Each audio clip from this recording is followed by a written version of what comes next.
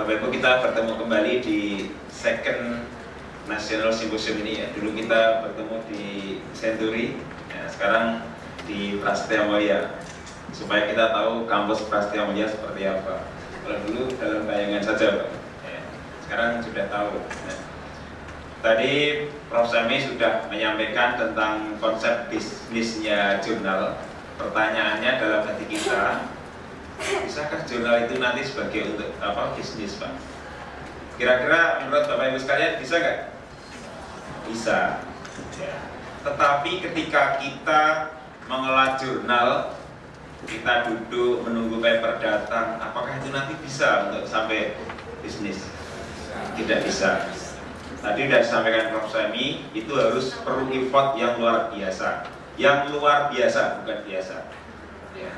Maka itulah apa yang harus kita lakukan supaya jurnal kita reputasinya baik dan juga bisa untuk income bahkan ya Prof. Sami ya. Oke, saya akan menyampaikan strategi pengembangan. Mungkin tadi Pak Sa juga nanti yang teknisnya di Pak tadi gitu ya. Nah, di sini saya akan mencoba based on practice ya Bapak Ibu sekalian untuk mengelola jurnal itu seperti apa ya. Oke, ini kalau saya petakan ya, strategi pengembangan jurnal ilmiah itu cukup dalam satu halaman ini saja. Tetapi itu perlu waktu dan effort yang luar biasa ya. Nah, ada dua jalur yang bisa kita tempuh Bapak Ibu sekalian ya. Kita bisa melalui jalur akreditasi kemudian menjadi internasional. Tetapi boleh juga Bapak Ibu jurnal itu terakreditasi nggak usah internasional. Nggak masalah kan? Pokoknya saya mau jurnal terakreditasi saja nasional, tidak ada masalah. Nah, tapi bisa juga jurnal yang terakreditasi kan dari sisi kualitasnya sudah bagus, tinggal satu langkah lagi menjadi internasional, tinggal mau atau tidak gitu ya.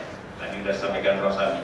Ada satu jalur lagi Bapak Ibu mungkin tidak perlu melalui jalur akreditasi, tetapi harus kata-kata tadi Pak, harus ada effort luar biasa ya, untuk bisa mengejar segera internasional. Nah, gimana supaya bisa menjadi sebuah jurnal internasional yang bereputasi? Tentunya di sini ada banyak indikator ya. Indikatornya di sini ada impact factor, kemudian ada SJR, SNP dan seterusnya. Banyak yang dipakai untuk mengukur kualitas dari sebuah jurnal. Nah, tadi sudah disampaikan Prof. Sami, jurnal itu mau cetak atau online? Atau online saja? Kira-kira pilih mana? Dua-duanya. Ya, kenapa? Nah, bukan perlu ya pembaca. Jadi sekarang ini masih ada pembaca yang mohon maaf tidak bisa membaca di komputer. Nah, tetapi sekarang kita mulai coba kurangi eksemplar yang cetak ya. Tapi kita online kan. Nah, tujuannya apa nanti di online kan? Supaya kita mempunyai reputasi yang tinggi. Tapi jurnal cetak ya bisa mempunyai reputasi yang tinggi ketika kualitasnya adalah bagus. Ketika jurnal hanya cetak saja dan kualitas nggak bagus, ya jangan berharap. Gitu ya. Oke. Ini yang petanya seperti ini saja. Kemudian saya membuka suatu wacana Bapak Ibu ya. Sekarang kalau Bapak Ibu jurnalnya cetak ya. Nah, cetak, nyetaknya harganya mahal. Coba tadi yang IRJBS itu kalau yang glossy ya, mencetak 100 eksemplar saja berapa juta. Ya. Tetapi ketika diedarkan menjadi 100 pembaca, tidak mungkin pembaca itu setelah dibaca itu dipinjamkan tetangganya. Itu yang masalah. Pasti setelah dibaca ditaruh di lemari.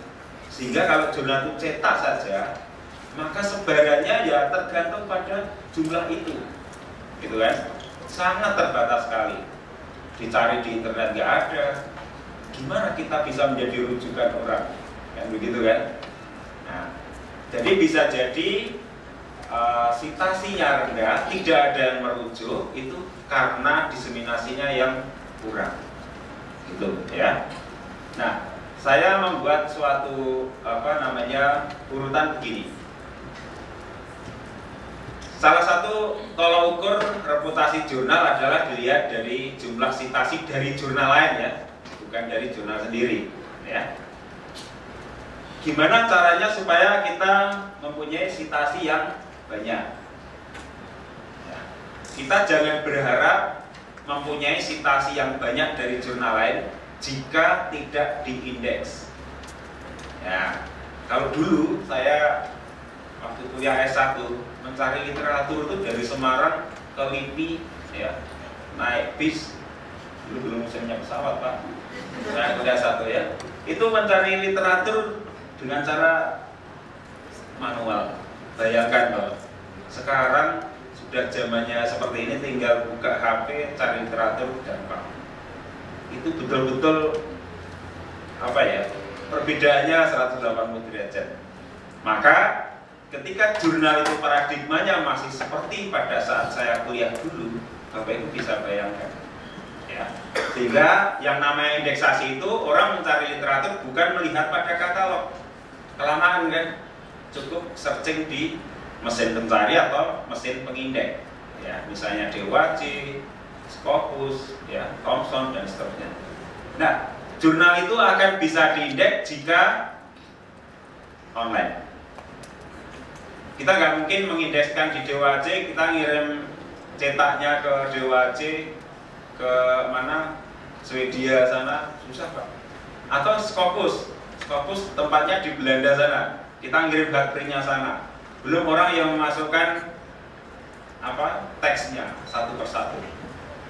Nah, itu luar biasa lamanya. Sehingga jurnal itu idealnya minimal ya ada cetak dan ada online, sehingga itu nanti diseminasinya cepat, diindeks di mana-mana, orang tinggal searching, ketemu dan dirujuk oleh jurnal lain ya. Itu. Nah, ini adalah beberapa parameter dari kualitas dari jurnal ya. Ada IF tadi yang dicontohkan Prof. Sami tadi, jurnal tadi 3, berapa tadi ya. Itu adalah impact factor yang pertama. Kata impact factor adalah dari miliknya Thomson ya. Kemudian ada SJR, SNP, dan satu lagi sebenarnya IPP Pak ya. Itu dari Journal Metrics ya. Sebenarnya bukan dari Elsevier ya, tapi dari journalmetrics.com. Nah, kemudian ada H-index, ISPO index, itu ada banyak yang memakai ya. Nanti saya jelaskan. Nah, kalau saya jelaskan ya seperti ini Pak. Impact factor sama IPP itu sama. Impact factor adalah brand miliknya Thomson. Kemudian ada IPP miliknya Journal Metrics. Jadi kalau ada orang jurnal menuliskan impact factor sekian ya, IF begitu ya. Kalau impact factor sih bahasa Inggris kan untuk umum ya, IF gitu ya. Itu adalah brand miliknya Thomson. Ya. Nah, ada SJR sama SNP. Ya. Kalau IF sama IPP itu hanya global saja Pak, menghitung jumlah rujukan dari jurnal lain dibagi dengan jumlah artikel yang dipublish oleh jurnal dalam kurun waktu tertentu. Tapi kalau SJR beda Pak. SJR itu perbandingan sama kayak tadi, tetapi mempertimbangkan reputasi jurnal yang merujuk. Misalnya jurnal kita dirujuk oleh jurnal yang ecek-ecek seringnya, maka SJR-nya pasti rendah. Gitu ya. Kalau SNP bagaimana Pak? SNP ya, saya tanya ya Bapak Ibu. Jurnal Nature dalam bidang eksakta saat ini IF-nya adalah 35. Ada jurnal dalam bidang humaniora IF-nya 3,5. Bagusan mana Pak? 35 dengan 3,5. Bagusan mana Pak? Impact factor 35 dengan sosial humaniora 3,5. Apakah Nature tadi lebih baik? Belum tentu. Karena ya kalau ingin membandingkan antara bidang ilmu, jangan menggunakan IF, Pak. Tapi gunakanlah namanya SNP. Karena SNP itu menormalisasi impact faktor maksimum dan minimum di masing-masing bidang ilmu. Nah, jadi kalau sudah pakai SNP, bidang elektro sama bidang kimia itu udah relevan, gitu ya. Kira-kira begitu. Kemudian ada lagi H-index. H-index ini menunjukkan sebaran sitasi, Bapak Ibu ya. Kalau tadi impact factor hanya perbandingan antara sitasi dibagi jumlah yang dipublish. Kita kan tidak tahu, Pak, sitasinya itu 100 sitasi tetapi ngumpul di satu artikel atau nyebar. Ya, berarti jurnal itu kalau H-indexnya 1, yang bagus ya artikelnya 1 tok. 1 saja yang bagus. Gitu, yang disitasi hanya 1. Tapi kalau H-indexnya tinggi, berarti yang disitasi itu nyebar, Pak, di artikel yang di beberapa artikel. Gitu, ya. Jadi kombinasi antara faktor dampak ya dengan H-index itu adalah parameter yang bagus untuk menilai sebuah jurnal. Nah, Bapak Ibu, saya sampaikan ini ya, ini sebenarnya untuk penulisan, tetapi Bapak Ibu bagus coba lihat di sini banyak jurnal yang menayangkan general impact factor, global impact factor. Ini adalah jurnal-jurnal yang oleh pengindeks atau metrik yang oleh Jeffrey Bill itu ditemukan tidak masih questionable ya. Jadi itu dipertanyakan. Bukan itu terus dicap abal-abal, bukan. Di dalam Jeffrey Bill nggak ada kata abal-abal. Ya, tetapi itu adalah questionable metrics. Artinya itu belum bisa dipercaya, perlu diinvestigasi lebih lanjut. Ya. Linknya ada, Pak, nanti silahkan dilihat sendiri. Jadi Jeffrey Bill itu kerjanya memelototi jurnal sedunia. Ya, kita kalau ingin lihat di situ bagus, Pak, temuan-temuan terbarunya. Ya. Ini adalah publisher yang dikatakan questionable. Ya. Di sini ada banyak, Pak. Ini saya potong di bagian depan saja. Ini URL-nya sudah ada, nanti tinggal bisa dilihat ya. Kemudian ini adalah individual jurnal, Pak. Jurnal satu persatu. Di sini ada ratusan yang di list, Pak. Jangan sampai jurnal kita masuk ke sana, Pak.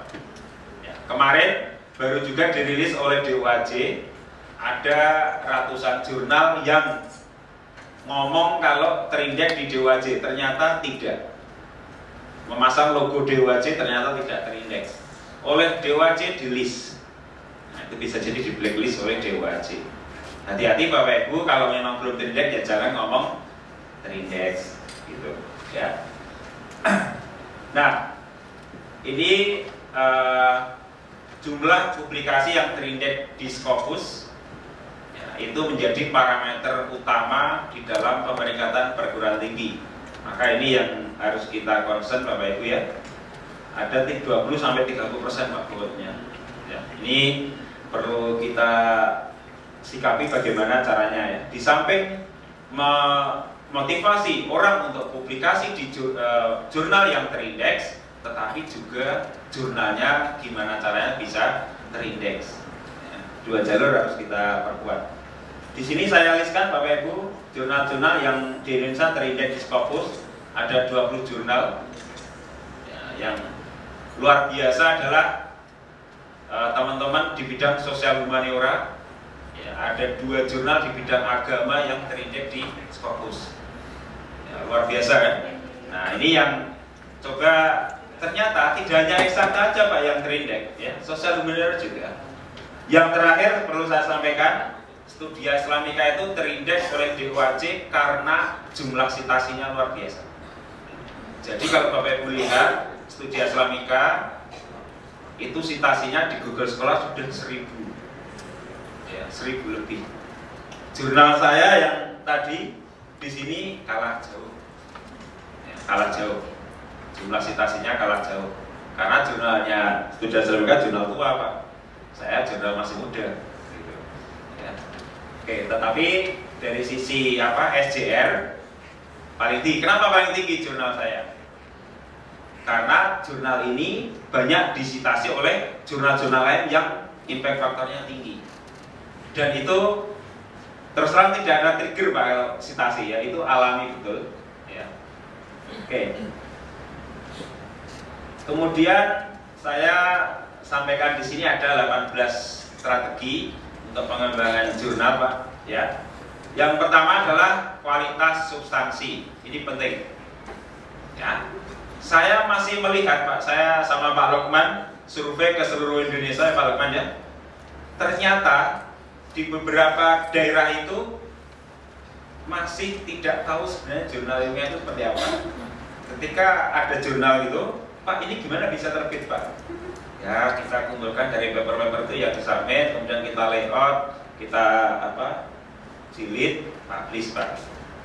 Nah reviewnya mereka itu tadinya tanya Mitra Bestari itu apa Pak?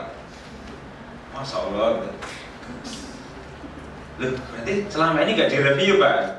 Enggak Pak. Ya, Bapak jangan Bapak Ibu jangan berharap jurnal aja akreditasi kalau tidak direview. Bayangkan kita seperti apa kualitas papernya. Maka kualitas paper itu penting ya. Oke. Kemudian sekali waktu kayak IRJBS tadi kan melihat pada jurnal yang SAGE tadi ya, jurnal yang bagus. Sekali-sekali Pak, apa jurnal yang menjadi kiblat kita kunjungi rumahnya. Gak usah pakai izin menteri apa, gak usah pergi ke luar negeri Pak, cukup secara online kita kunjungi. Seperti apa rumahnya, mindsetnya seperti apa, tipikal artikelnya seperti apa. Jadi masing-masing jurnal itu idealnya punya jurnal yang menjadi panutan. Ya, bukan berarti kita tukang tiru kan, ya, tapi kan meniru sesuatu yang baik kan boleh kan. Ya, kalau meniru yang jelek ya boleh. Ya.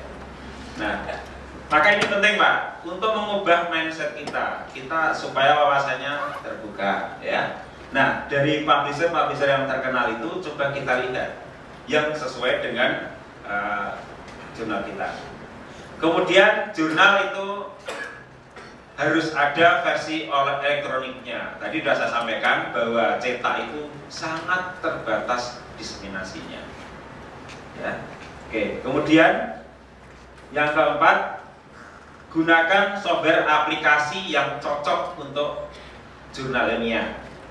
Ya, saya tidak menyebut merek sebenarnya, cuma saat ini yang kita temukan ya Pak Lukman, yang kira-kira yang mirip punyanya Elsevier itu ya open journal system. Jadi kalau sistem submitnya itu kalau saya boleh mengatakan sudah 80% mirip lah. Jadi kalau orang sudah biasa submit di Elsevier, di manuskrip sentral, maka di OJS ya hampir-hampir sama. Ya, maka ini dan ini gratis, diinstal mudah ya, cukup aman juga Bapak Ibu ya, silakan. Kemudian nah tentang nama jurnal, kadang-kadang banyak pengelola jurnal itu yang saya amati Pak, 75% jurnal itu namanya adalah tidak sesuai dengan akta lahir. Itu survei Pak Lokman. Kenapa? Ada yang ditambahin jurnal di depannya, ya. Apalagi yang mendaftarkan elektronik, ya, dan dulunya cetak mendaftarkan EISSN, namanya diubah. Jadi karena apa? Ganti pengelola, yang pengelola yang baru tidak tahu sebenarnya namanya apa. Itu yang repot Pak. Kalau sudah terlanjur daftar EISSN kan repot. Pak ini terus yang dipakai yang mana? Ya saya bingung juga. Gitu kan? Nah itu makanya hati-hati tentang nama ya.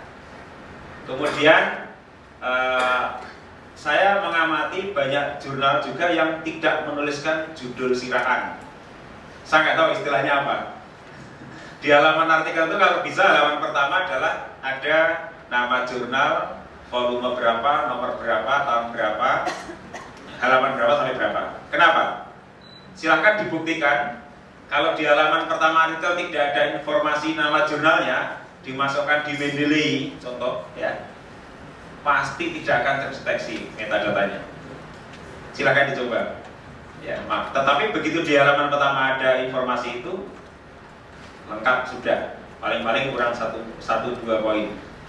Walaupun kurang 1 poin, tapi kalau sudah ada DOI Pak, Mendeley itu akan nyari sendiri dari cross-check data yang kurang. Itu bagusnya DOI, ya, seperti itu. Ya. Sehingga saya sarankan setiap jurnal itu nanti mempunyai DOI per artikelnya. Tetapi tolong jangan mendaftar per jurnal Pak, karena pas dolarnya tinggi gini uang masuk ke Amerika semua nanti. Karena ada iuran tahunannya, 1 tahun 275 US dollar. Maka daftarnya adalah per publisher. Satu kampus daftar 1 untuk semua jurnal di situ, misalnya begitu. Ya. Oke. Kemudian online kan semua PDF full text-nya for free. Kenapa for free? Ya. Supaya segera dapat citasi. Ya. Nanti saja kalau sudah jurnal itu terkenal, baru dijual akses full text-nya. Itu seperti yang disarankan Prof. Semi tadi. Ya, kita pokoknya jadi bagus dulu, terkenal, ya, baru nanti panen duitnya nanti. Ya, kita nanti bisa langganannya tuh per kampus Pak, bukan per individu. Begitu dari kampus langganan langsung dibuka ketika dia mengakses dari kampus tersebut. Ya kayak modelnya saya kira gitu Pak, bisa. OJS sangat bisa seperti itu. Ya. Kemudian struktur pengelola jurnal. Ya. Struktur Bapak Ibu kalau pengelola jurnal di situ sebenarnya tidak ada sekretaris seperti itu Pak. Ya. Jurnal ilmiah itu umumnya adalah seperti ini ya. Tidak ada sekretaris, tidak ada bendahara, ya. Tapi di situ istilahnya lain Pak. Ya. Tapi kalau majalah Tempo beda, gitu ya. Majalah Tempo, majalah Buku, lah itu beda. Tapi kalau yang namanya jurnal ilmiah, silahkan Bapak Ibu lihat, kecuali yang asosiasi profesi. Jadi kadang-kadang ada yang dikombin dengan organisasinya. Ya. Kemudian yang ke-9, ya, lupa saya sampaikan, reviewer Pak, mitra Bestari itu adalah tidak termasuk ke dalam pengelola tetap jurnal. Ya, karena apa? Setiap terbit itu bisa jadi orangnya beda kalau topiknya beda, gitu. Ya. Kemudian 9, ya, tolong beberapa menu ini ditampilkan di halaman depan supaya orang yang mencari skopnya jurnal itu tidak harus kesulitan mencari kemana. Ini masalah kemudahan saja ya. Kemudian saya sampaikan 10, 11, 12. Ini adalah strategi supaya Bapak Ibu bisa terindeks di Scopus. Ya, kalau studi Islamika tadi kekuatannya di jumlah citasi. Nah, ada senjata lain Pak sebenarnya. Ya, senjata lain adalah tentang diversity penulis maupun pengelola. Jadi jurnal itu jangan jadi jurnal yang lokal Pak, gitu ya. Sementara sebelum terindeks Scopus misalnya Pak, usahakan jurnal itu tulisannya dari mana-mana, dari Amerika, dari Iran, dari Eropa, gitu. Tapi begitu nanti sudah terindeks, silahkan itu diperbanyak yang Indonesianya, supaya tadi meningkatkan jumlah publikasi yang dari Indonesia. Nah, sementara kita harus punya strategi seperti itu, ya. Nah, Bapak Ibu kalau 10, 11, 12 ini tidak diverse, ya, jangan berharap untuk bisa diindeks di pengindeks yang bereputasi tinggi, ya, karena mereka betul-betul melihat dari international diversity-nya, ya. Oke. Ada satu cara Bapak Ibu ya yang perlu saya sampaikan. Saya punya cara begini. Kalau kita pas nganggur saja, ya, kita buka Science Direct misalnya ya, letakkan kata kunci misalnya bisnis. Di situ pasti ada banyak ribuan penulis yang sudah menulis di jurnal-jurnal top. Kita call paper. Kita membuat template satu email yang sama, nanti kita sampaikan kemana-mana. Itu kita lakukan. Nah, saya sudah membuktikan itu dan nyantol.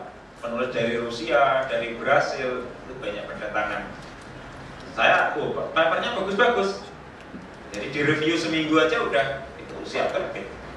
Nah itu salah satu contoh ya. Kemudian 13, ini lakukan indeksasi ya. Lakukan di mana-mana indeksasinya ya. Kemudian online ya, online kalau bisa 14 ini idealnya jurnal seperti ini Pak. Kalau belum bisa ya pelan-pelan. Ya kan, satu dulu paper online semua. Yang lainnya masih model manual lewat email. Besok lagi tambah 2. Caranya begitu Pak. Bukan langsung instan semuanya. Ya susah Pak. Susah. Oke. Kemudian 15, tampilkan capaian jurnal di halaman depan supaya orang tertarik nulis ke jurnal kita ya.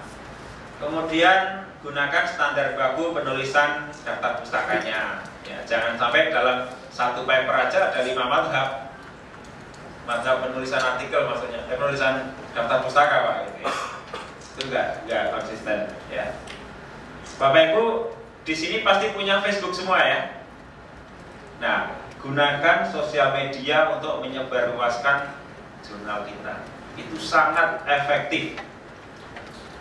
Coba kalau kita punya friend 500 dari seluruh dunia, kita posting saja, masing-masing friend punya friend lagi, itu akan nyebar dengan cepat ke seluruh dunia ya.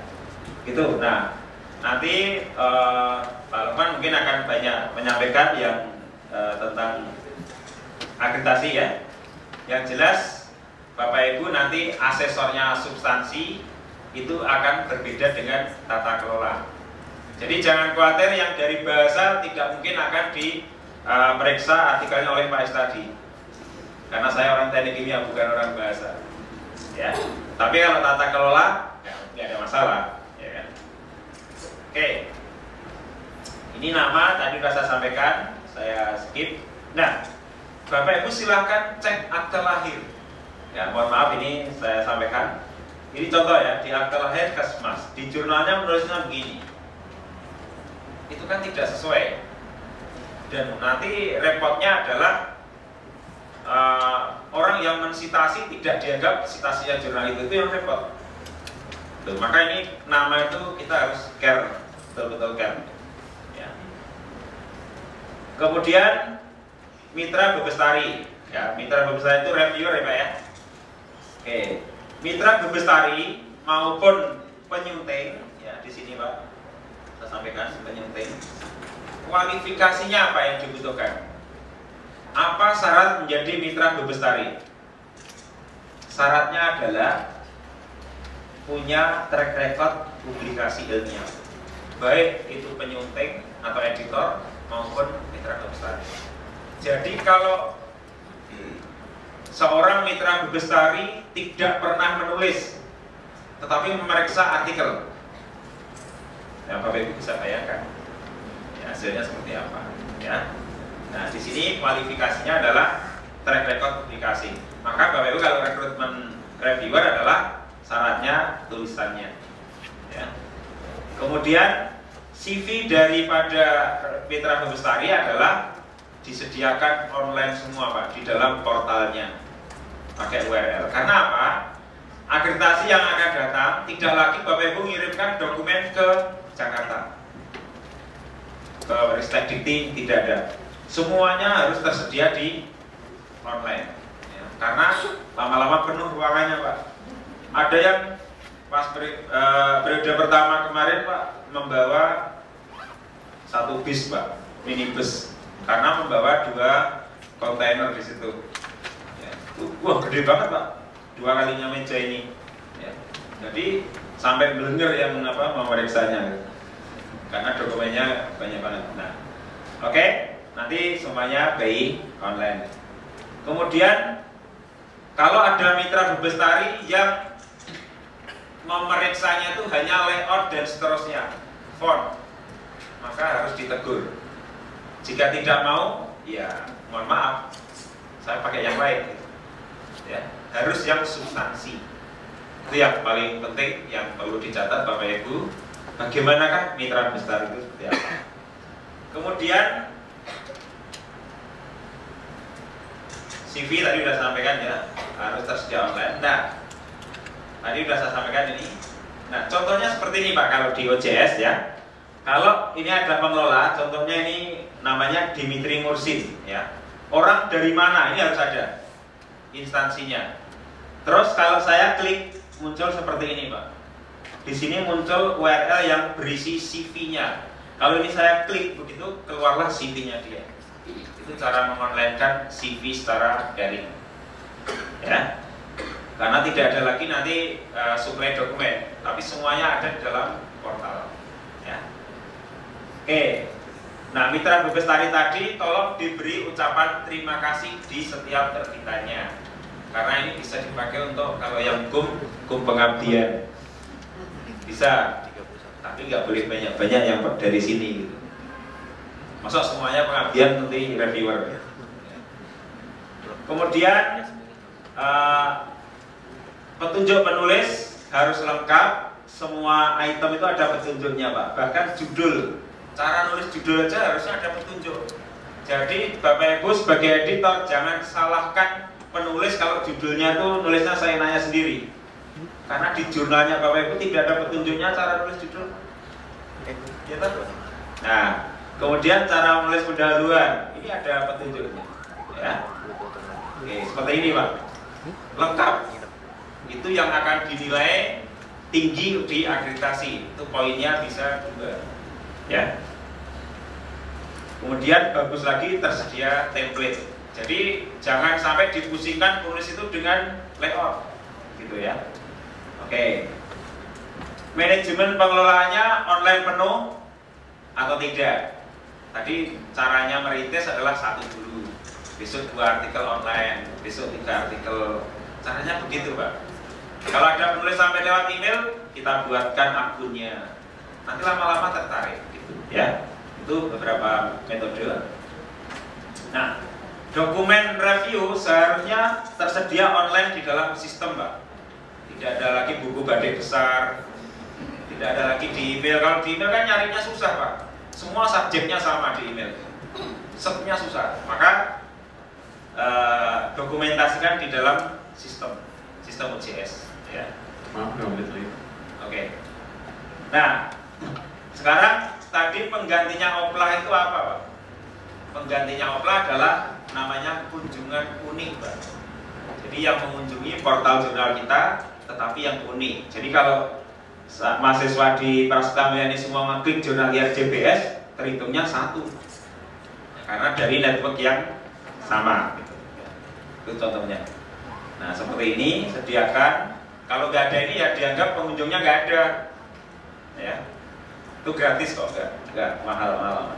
Terus tercantum di lembaga pengindeks, ya lembaga pengindeks yang tinggi nilainya 5, ini 3. Jadi Bapak terindeks di DOAJ aja sudah dapat poin 3 di akreditasi. Jadi tolong kejar yang ini, ya. Kalau yang ini berat memang, ya. Oke, DOAI ya silakan diproses ya cepat. Ada yang 3 RIS selesai prosesnya. Ya. Cuma harus bayar iuran tahunan. Ya. Kemudian jangan jadi jurnal yang lokal. Ya, tolong upayakan internasional supaya nilainya 6. Jadi poin-poin yang besar ini saya highlight Pak di materi saya. Tolong itu concern di situ. Ya. Oke, seperti ini. Kualitas artikel itu di sini Pak, nilai paling tinggi 6. Ya. Kemudian citasi, ya, citasi sendiri ada nilainya Pak seperti ini. Sementara citasi total ya Pak, jadi belum 3 tahun terakhir bukan, tapi total. Tolong ini bisa dikejar, ya. Kemudian profil ya, profil citasi tolong dibuat di Google Scholar. Ini yang paling mudah Pak, gratis. Kalau nggak ada ini dianggap tidak ada citasi, gitu. Ya. Oke, derajat kemutakhiran 10 tahun terakhir ya saya kira di pedoman sudah cukup jelas ya.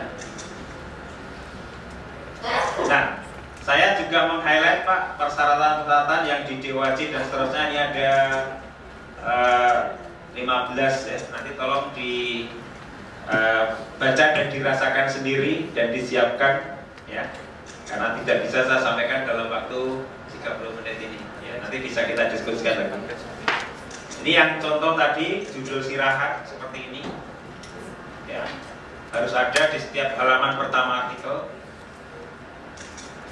Kemudian terakhir Pak, cover dan seterusnya itu sediakan online semua Pak ya, jangan sampai orang mau naik pangkat baru request ke pengurusnya minta cover daftar isi. Jadi sediakan namanya front matter dan back matter. Jadikan satu aja Pak, dari cover sampai daftar isi jadikan satu file. Kenapa jadikan satu file? Kan jadi satu file, satu DOI aja, ngirit $1 Pak, nanti DOI-nya. Jadi itu nggak masalah kalau yang bagian ini ya. Saya kira itu yang bisa sampaikan Pak di dalam sesi saya ini. Banyak yang belum saya jelaskan, nanti bisa kita diskusikan lebih lanjut. Terima kasih. Assalamualaikum warahmatullahi wabarakatuh.